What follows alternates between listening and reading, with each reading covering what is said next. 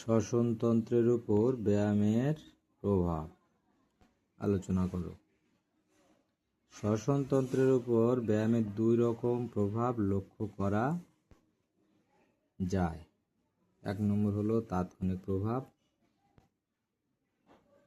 এবং 2 নম্বর হলো দীর্ঘস্থায়ী প্রভাব। এবার তাৎক্ষণিক প্রভাবকে দুই ভাগে ভাগ করা যায়, বিশ্রামকালীন এবং প্রশিক্ষণ ও অনুশীলন সময়। 1 নম্বর হচ্ছে টাইডাল ভলিউম 500 ml, শ্বসনের হার 16 বার minute ventilation 8 litre per minute, VO2 max 200 to 250 ml, O2 depth, বায়ু ধারকত্ব, ফুসফুসীয় ব্যাপন ক্ষমতা, CO2 কনজাম্পশন বৃদ্ধি পায়।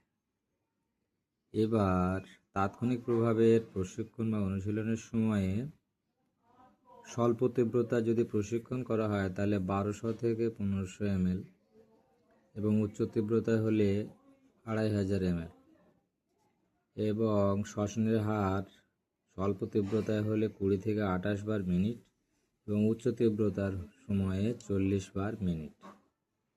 এছাড়া মিনিট ভেন্টিলেশন 8 লিটার মিনিট যেটা ছিল বিশ্রামকালীন সময়ে সেটা 30 থেকে 35 লিটার পার মিনিটে গিয়ে দাঁড়ায় এবং উচ্চ তীব্রতা অনুশীলনের সময়ে 100 লিটার পার মিনিটে এটা বৃদ্ধি পায়।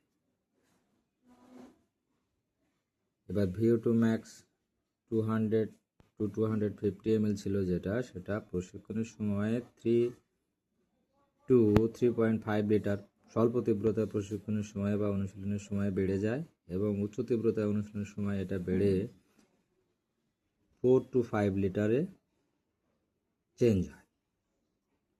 দীর্ঘস্থায়ী প্রভাবের ক্ষেত্রে যদি বলা হয় তাহলে বক্ষ প্রসারণ বৃদ্ধি পায়, শ্বাসকার্য ক্ষমতা বৃদ্ধি পায়, শ্বসনতন্ত্রে উন্নতি ঘটে, সর্বাধিক অক্সিজেন ধারণ ক্ষমতা বাড়ে।